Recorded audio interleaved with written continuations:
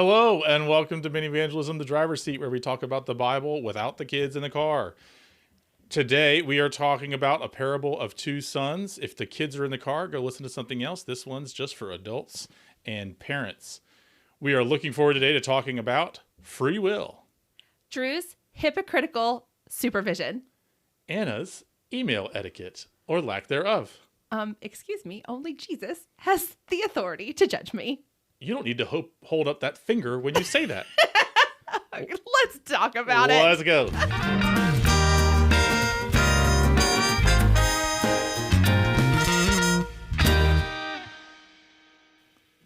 Hello, and welcome to Minivangelism, the driver's seat, where we talk about Bible stories without the kids in the car. If the kids are in the car, go listen to a Minivangelism episode.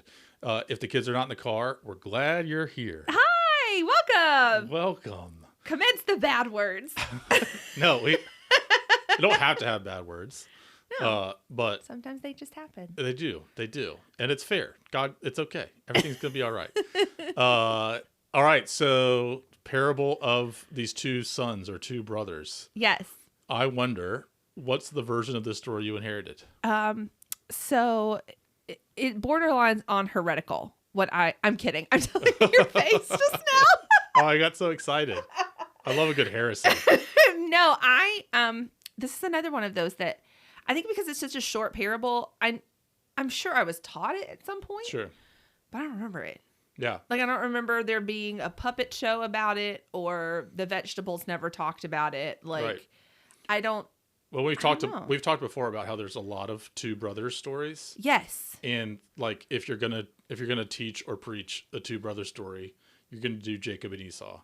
Yeah. You're gonna do prodigal son. Yes. Those have more verses and are more famous. But this one, I think it has its own voice. Like, it has its own thing to say.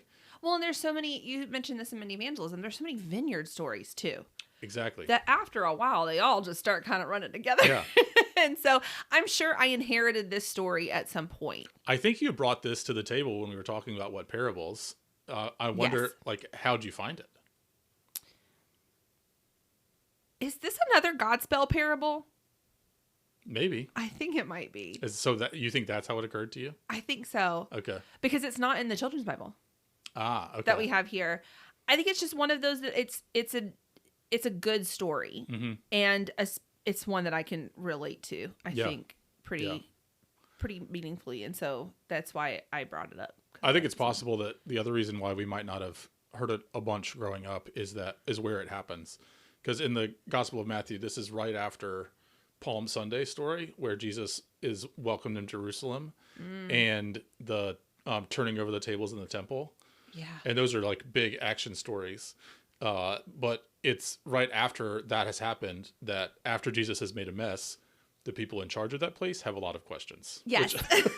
Which I can understand. But this is like the confrontation that happens when Jesus starts telling parables against those religious rulers. Right. So it's possible if you were going through the Bible, those parts of the story might have caught your attention more than this parable that he tells. Yeah, flipping tables I'm a big Real Housewives fan, and so anytime a table gets flipped, You're there. I'm not going to remember the rest of the episode. I'm Yeah. only going to remember when Teresa flipped the table. Yeah. So Part of me wishes that what happened is that Jesus didn't just flip the tables, but like did what the Buffalo Bills do and like jumped off a truck onto a 6-foot plastic table and crushed it.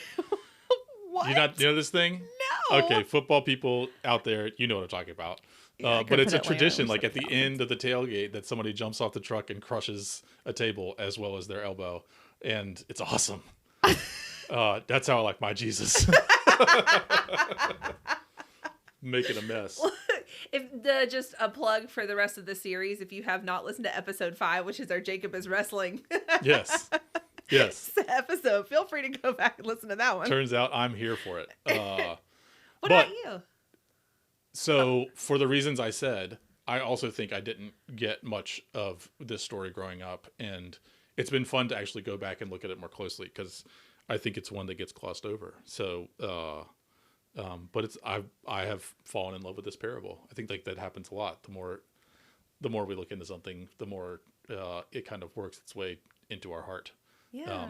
And not because it's particularly like lovely, but because it's a cool story, and I got to write a song about it, which means I got to turn 5 verses into 6. So I got to like get in the story, which is cool. Yeah. What makes you uncomfortable about the story? I don't know if there's anything that makes me particularly uncomfortable about this story. Who's the good guy in the story?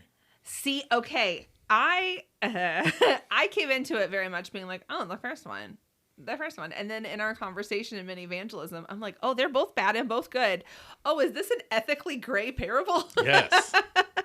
And yes. Yeah, I had just never thought about that. Yeah, like there's an us versus them mentality. Sometimes especially when I'm reading stories where Jesus is talking to Pharisees, of just like, well, they're the bad ones. And so if he's identified Good Samaritan, there's clear good guys and bad guys in that one. You know what I mean? And then you get here and you're like, oh, or Rich Man and Lazarus, like we talked last week, like there's a clear good guy and bad guy. But then when you brought up the fact that like the first brother saying no, that was just as offensive. Right. And so massively offensive. Yeah. Yeah. Like flipping your grandmother the bird, which your grandmother's cool. Maybe you could do that, but have I ever flipped her the bird? No. I've said the F word in front of her. But have you said it at her? Not at her. This is more like that. Oh no. I'm sorry, Nanny. And the same thing in like the prodigal son, like asking for your inheritance before your father's dead is definitely rude. But in an ancient culture, it's a massive breach of etiquette, like criminal charges. Like, yikes. And so the father saying, I need you to work, and you saying, nah, is like the record needs to skip right there. And yep, that's me. What just happened? It's equally true that when the other brother says yes, that has almost as much weight as when the first brother actually does the work. Right. So the whether you say yes or no and whether you do the work or not are both weighted things. And like you said, it ends up with this kind of ethically gray scenario. Yeah. They both break a 10 commandment. Right. One breaks the honor of father and mother, and then the other one breaks the lying commandment. Yeah. Yeah. And that's so isn't that cool how Jesus does that? Yeah, I guess. Yeah.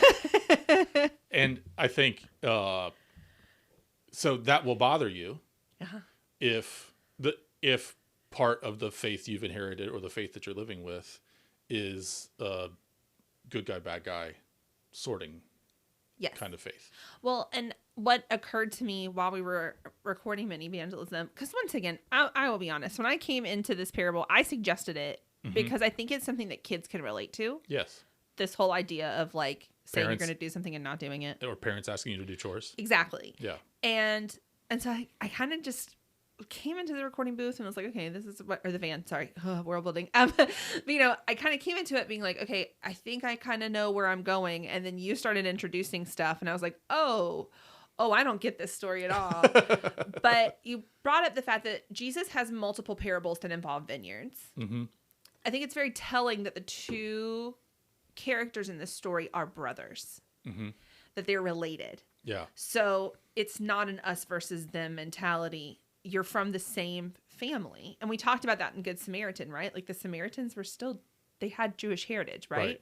So these people, these tax collectors, it actually says prostitutes in there. We'll talk about that in a minute. But like the tax collectors and prostitutes, Jesus is saying to the Sadducees and Pharisees, like, they're your brother and sister. Right. Yeah. You're in the same family. Yeah. And the fact of the matter is he's in Jerusalem. Everybody who's there is Jews. Like that's, they're all Jews and therefore brethren. But they might have been sorting themselves according to good Jews and bad Jews, or faithful Jews, or law-abiding Jews and law-breaking Jews.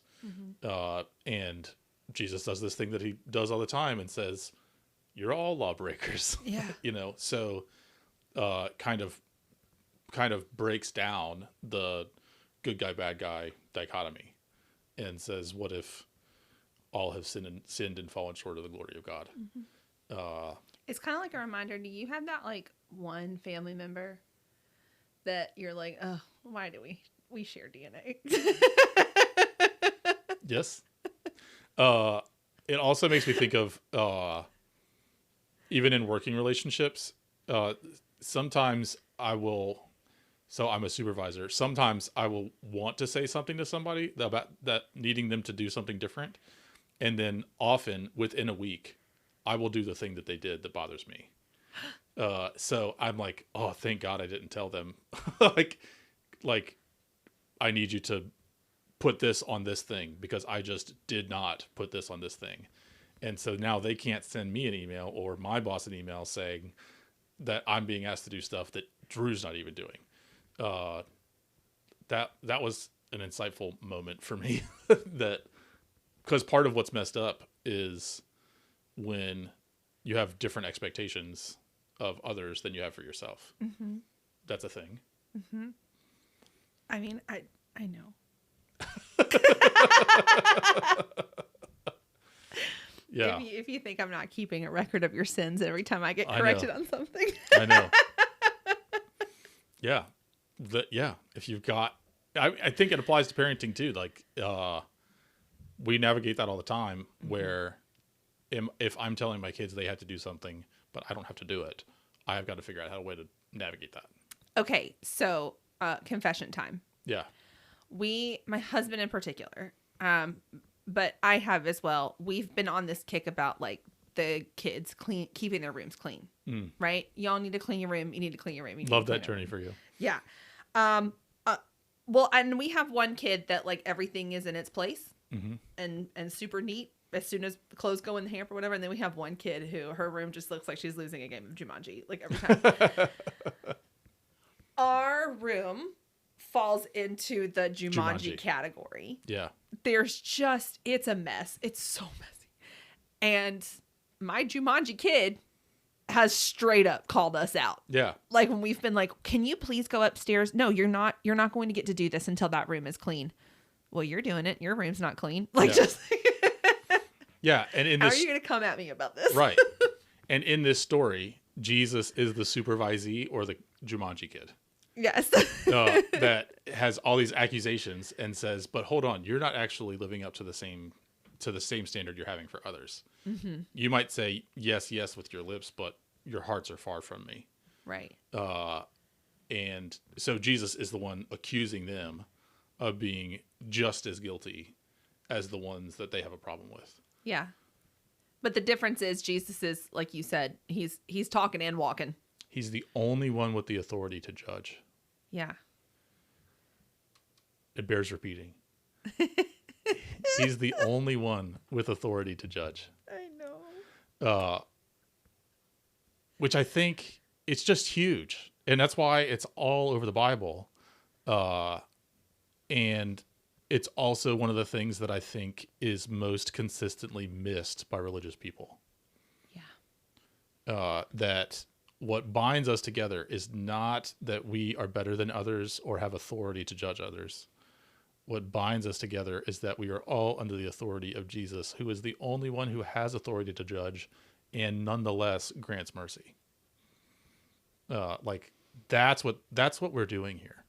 And it's just so alternative to how we naturally function, which is we might be brothers, but we keep score of who's the better brother. Right. And we're quick to accuse one another, but in reality, we all stand accused. We're all ethically gray, at best, sometimes get it right, sometimes get it wrong.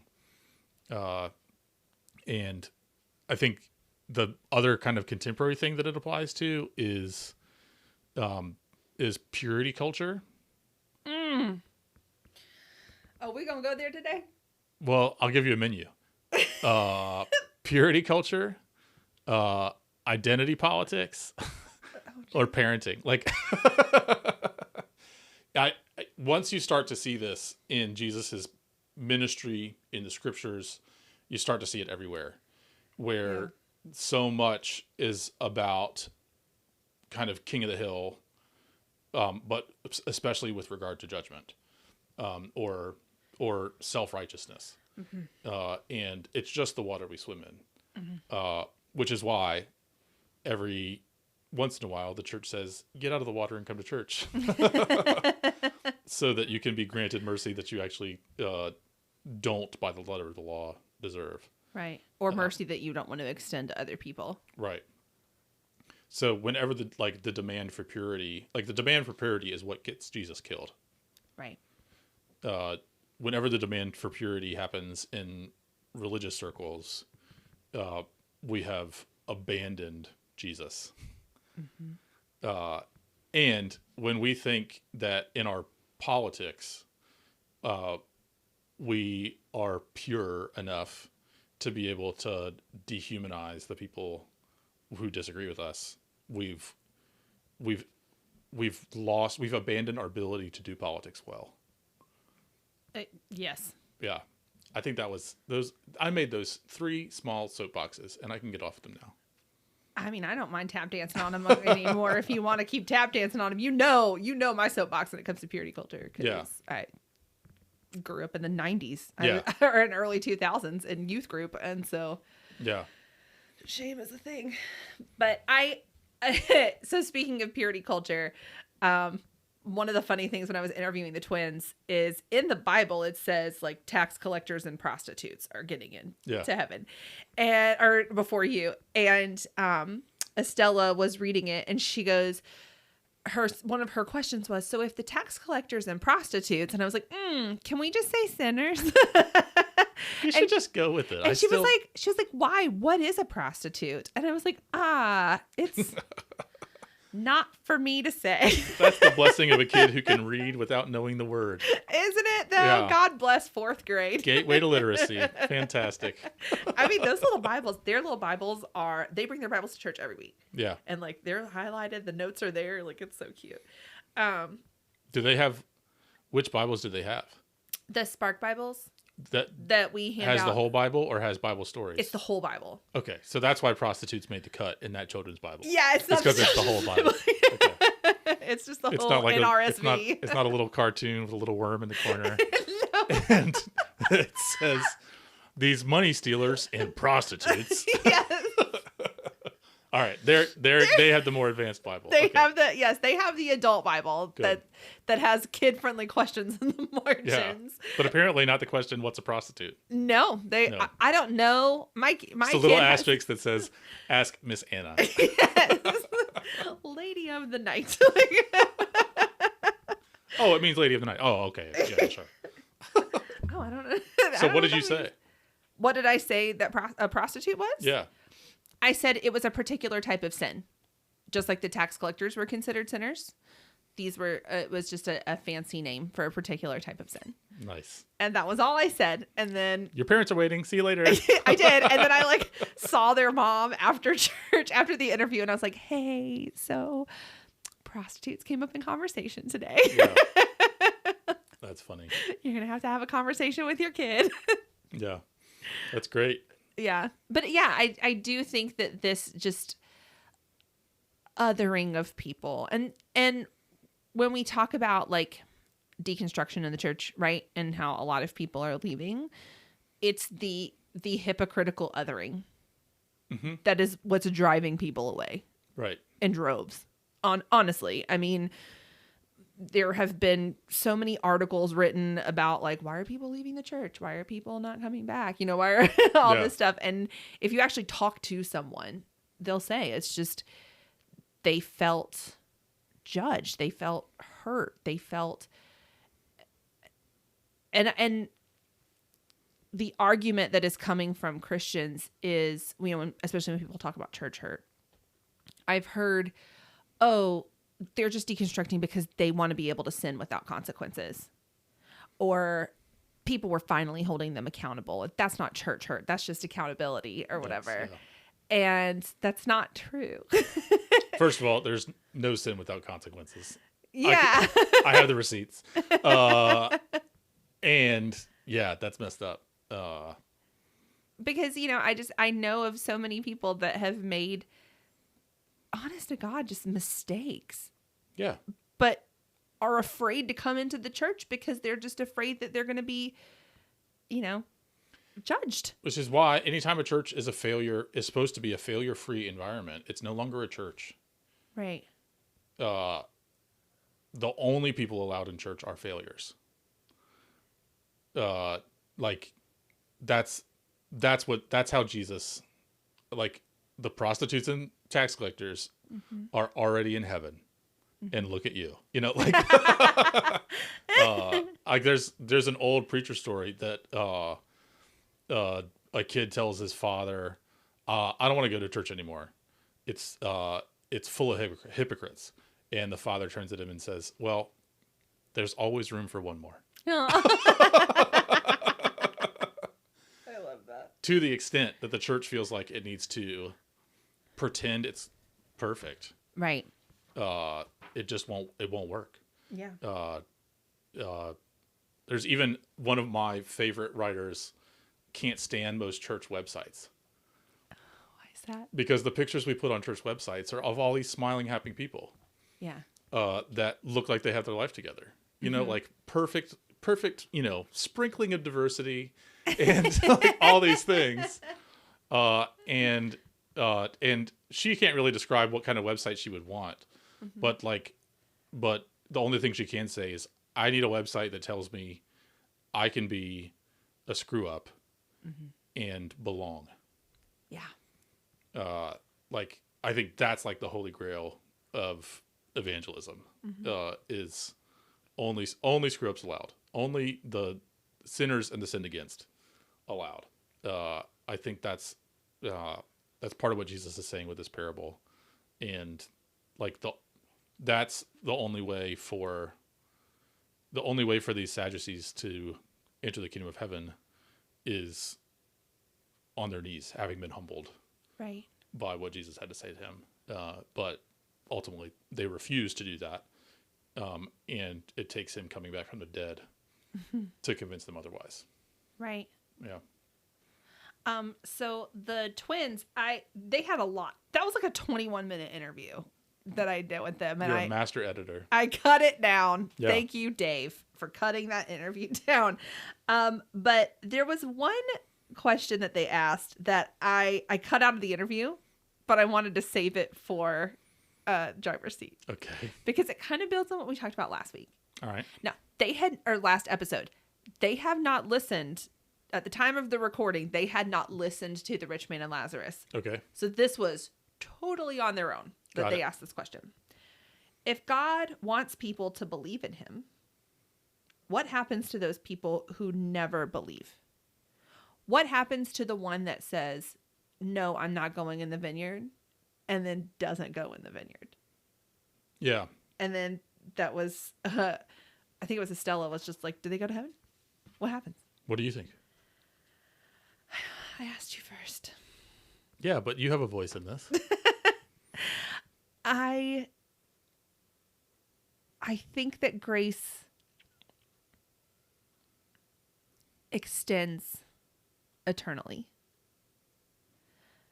But I am still figuring it out. Mm-hmm. I don't think that we will ever know until we get there. Yeah. I don't think we know on this side of the ground fully. But I believe in mercy and I believe in grace.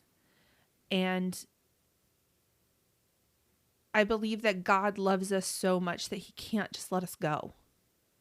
That pursuit will continue for as long as it takes. Yeah. But I also don't want to ignore our autonomy. I don't want to make it sound like God grabs us by the hair and just drags us into the vineyard eventually. You know what I mean? Like, but that's St. Paul's testimony. It is, I guess.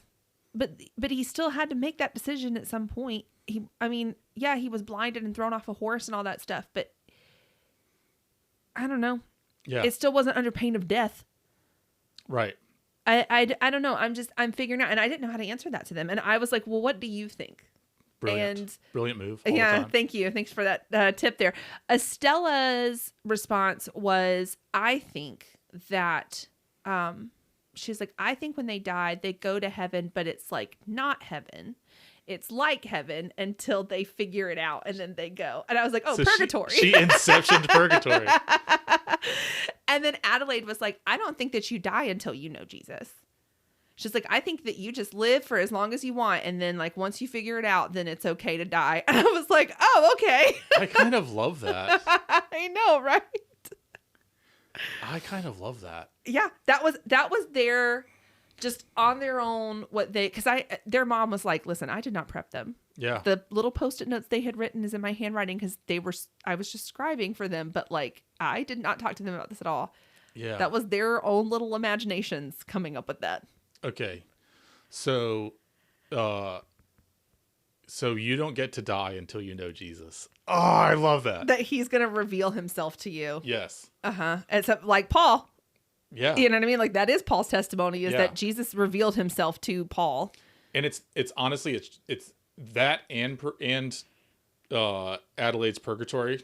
Estella's purgatory. Purgatory inception. They aren't that neither of them are far off from what the bulk of Christian tradition has said. Mm-hmm. That one is that we've talked about this before, like anyone can be granted entry into heaven, but not everything. Mm-hmm. And so part of the implication is that you may die, but you won't experience heaven until you've been changed. But notice the passive voice there, that this is something that God is doing. Mm-hmm. And a different version of saying that is God won't let you die until you know Jesus. Mm-hmm. Gosh, I love that. I know, right? She gets 2 high fives on Sunday. They're just awesome. I think part of like the original question, what if you never believe? We don't know anyone who never believed. Never is too big a word for us to know about. I see. So we don't know anyone who never believed. We won't know until the end of forever. Uh-huh. And clearly Christ has revealed himself as Lord of the living and the dead. And so you may die. Yes, that doesn't mean that Jesus can't still get to you. So the part of what happens around these kinds of questions is we downplay the nature of eternity. Right. Like, we don't actually know anybody who never believed because we've never seen the end of ever. Right. And so hope springs eternal. And then what they reveal in their answers is ultimately they think it's up to God, and ultimately God can get what God wants. Yeah. And amen, I say to that. Yeah. Because their reasoning around it has to do with what they know about God. Mm-hmm. To use like the vineyard imagery, mm-hmm. like God's plan with the vineyard is to fill the whole earth with that vineyard. Yeah. So are you never going to work in the vineyard? What if the vineyard is all that there is? Then suddenly you find yourself dwelling in the vineyard because it has overgrown its bounds to include you in it. That's all of these kind of organic images are from Jesus are these overflowing images of growth and to some degree conquest. Mm-hmm. But what's conquering the world is the grace of God. Right. Which is stronger than our will. Now you brought up like autonomy and free will, and that might have to happen in a different episode. But I'll just point out that I don't believe in free will. Because I need a God who can bend my will. Mm-hmm. That's the only way I'm going to get saved. Like that's the only way I have confidence. That's my testimony too, is that that what God has changed about me is my will to follow God. Mm-hmm. God did that. I didn't just muster the intent to do this. I was changed. Like that's like the passive voice in it. So free will isn't actually like a doctrine of the church. It's something that we kind of suppose, but ultimately my hope is that my will is not entirely free, because if it's free, I'm never going to choose God. Yeah. At best I'll say that I do, and then I'll go do something else. He'll be the second brother. Yeah. Yeah. So I depend on a power that can bend my will. Right. And within the parable, it's the fact that Jesus is the one who is the perfect vineyard worker who both says yes and does it. He's the one who wins the authority to judge, and with that authority grants mercy. Yes. Yeah. No, I agree with that. But yeah, I think the free will conversation is going to have to happen another episode, or maybe just one-on-one. Right. Yeah, I think that's fine. Because I think, like free will and consent, I don't think are the same exact thing. Because do you want to go down that rabbit hole and edit it out later? Let's just have that conversation off mic. Okay. And then I think that needs to be like we have the conversation, and then we find a Bible story from Minivangelism and be like, okay, we're back. Yeah. At best, in this parable, both brothers, the will of both brothers is mixed. Yes. But they both made a choice. One brother said he wasn't going to do it and made a choice to go. And then the dad did not come back and say, I don't care what you said, right? You gonna get in that vineyard and do it, right? I always ask my kids to do a chore before I say, well, I wasn't really asking, get in there, right? Because they always say no. But then the other brother that said yeah made a choice, and when he was caught slacking off, wasn't then told, get your butt in that vineyard. You know what I mean? Like, he made a choice. But what do you think, to ask one of the I wonder questions, what do you think changed the first son's mind? I think it was his love for the father changed his mind. I remember one time. And where does his love for the father come from? His heart. It comes from the love of the father. Yes. I remember one time I mouthed off to my mama. One time? Well, this one time in particular, I mouthed off to my mom, and the hurt in her eyes really, like, it still sits with me a little bit. You know what I mean? She had been practicing that hurt look in her eyes in the mirror so long. But here's the thing. She doubled down.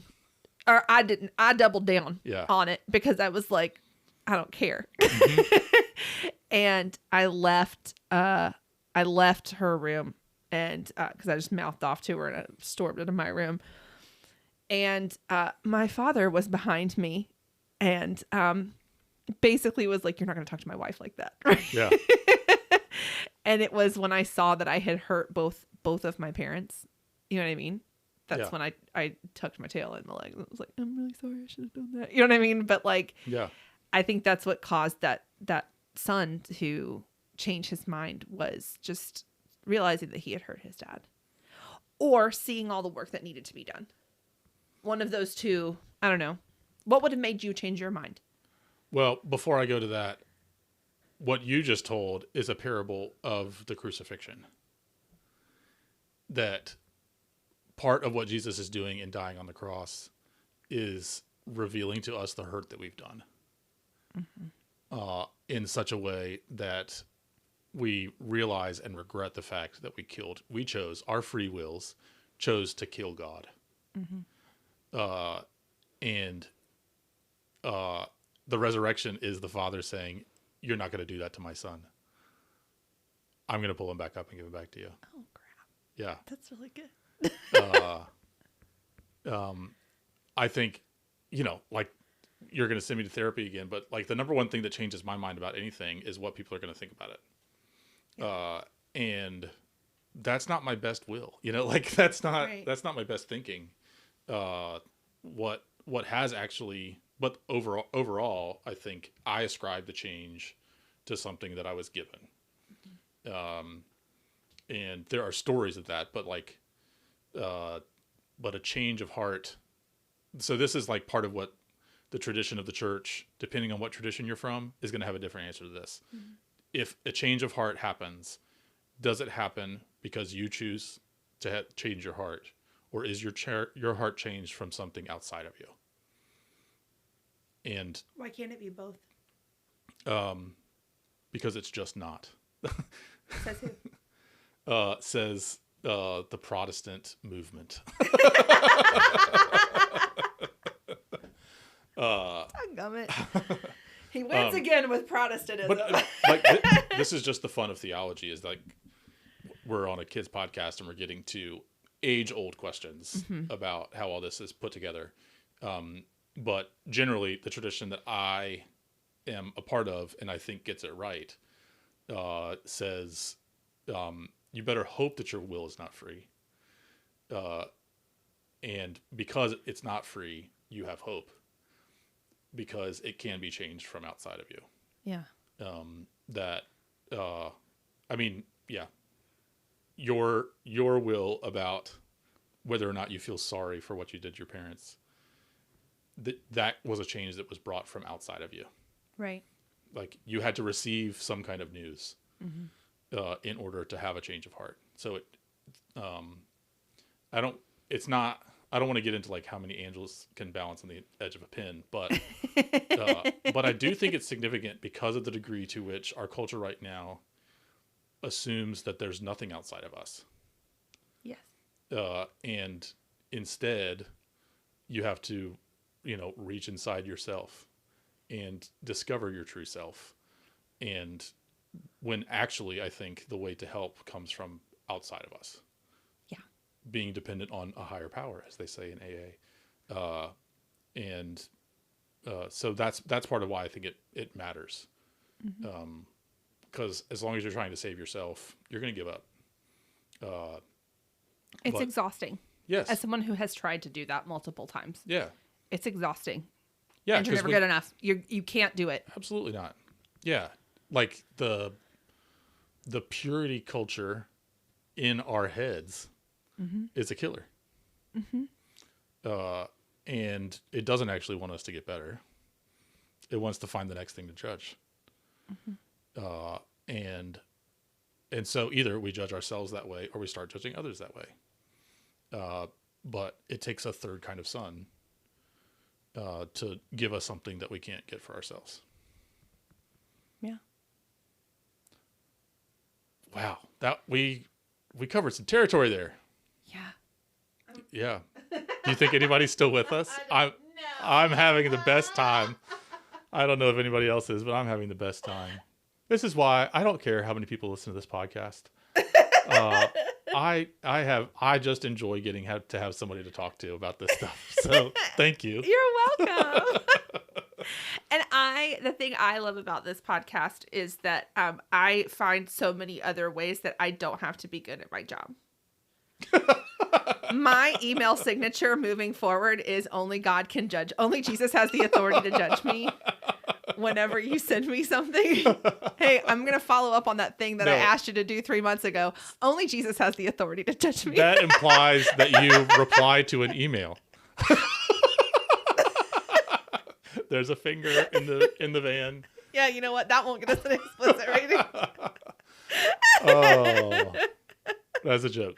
She does reply to emails. No, I don't. When she wants. When she's ready. Yeah. Yeah. When you've had a change of heart. An external force has to make me send that email. And that's normally an email from my boss that says, hey, you need to send this email. Oh. Or a snide comment in staff meeting. You know what? We're laughing. All right, last question. Do you think you'll ever talk to your kids about this? And if so, what do you want to remember? I think I will talk to my kids about this. One, because they listen to the podcast.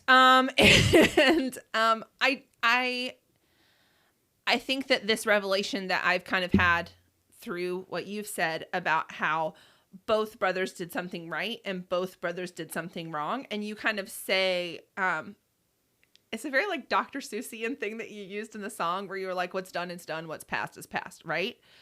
We're not going to think about, we've made a mistake, move forward, right? Yeah. Let's move forward with this. And, that second son didn't go work in the vineyard that day. Maybe he went another day, right? Maybe when he saw the other brother working, we don't know the rest of the story. Yeah. And I think inviting your kids to continue the story is something that's really fun to do. We kind of played with that with the twins when they were just like, okay, so what's their deal? Mm-hmm. Are they twins? Is one older? Is one younger? Like, what's going on? Like, they were trying to figure out all of the family dynamics in this, like while we were just like sitting there and talking about it in the interview. And I just think that it's a fun space to play in with your kids. Yeah. It's just an open-ended story. Yeah. So that's what I would do. What about you? I think it's tempting to, like, when I ask my kids to do something and they don't do it, to say, well, maybe you'll be like that one son that changed his mind and actually ultimately did the right thing. It's tempting to do it like that. I think part of my parenting experience in the last week actually has me remembering that sometimes my child is one of the brothers and I'm the other brother. And we have both failed each other and failed our father. And to not assume that I'm just the father in the story. And I think, like, I've been pondering a lot about what does it mean to apologize to my kids? When's the right time to do it? How often can I do it before they start to worry about me? Like, I know which one of your children would like really be concerned if you were like vulnerable enough to apologize, and I know the other one that would be like, yeah, you should. Yeah, because that's the other thing is, like, I can't apologize assuming that it will do anything for them. Because I've got one kid that could pretty much care less how I'm feeling. So part of what I'm wrestling with is, do I need to apologize, like, for me? And so. Well, and I think that if you apologize to your kid, it may not mean much to them in the moment, but when they're older, right, it will, right? I view parenting as I'm training my kids on how they should be treated by other people. Mm-hmm. And so when your child is in a friendship or a relationship with somebody that never apologizes, right, they're going to be able to pick up that that's a red flag. Yeah. Yeah.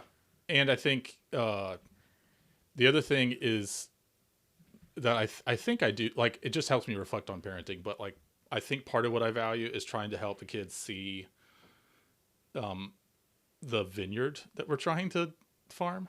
Yeah. To say, like, part of why we're doing this is because we actually like this, or because as a family we care about this. Mm-hmm. To try to help us see the bigger picture rather than because I said so.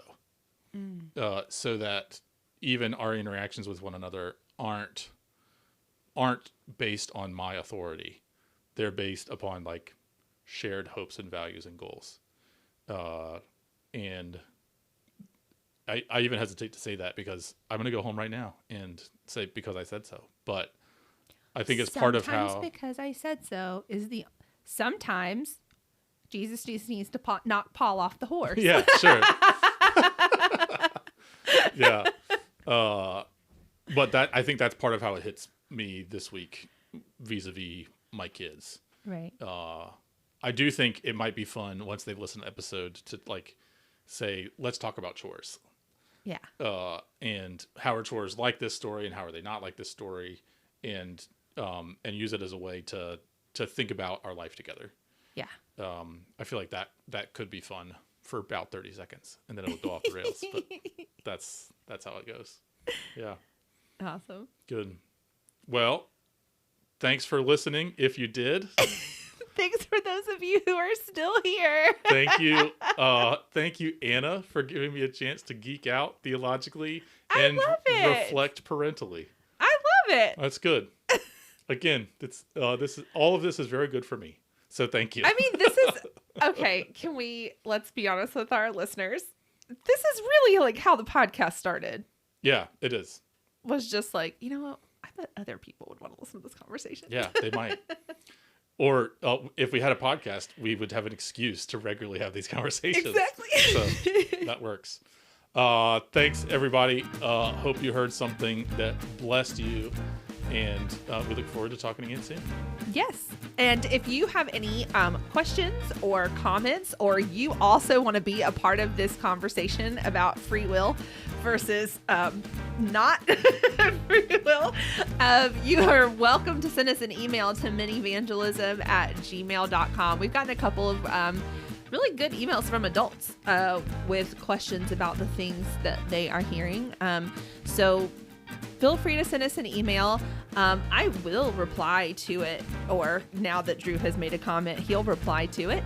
And also, we would encourage you to follow us on Instagram. You can find us at Minivangelism. There we post some highlight reels. We post behind the scenes stuff. So feel free to join us over there on social media. And then once again, if you're looking for a church home, we are a part of Grace United Methodist Church in Manassas, Virginia. Our services can be streamed on Facebook and also at umcgrace.org. Yeah. Until next time, God bless you. Bless you. Bye-bye. Bye.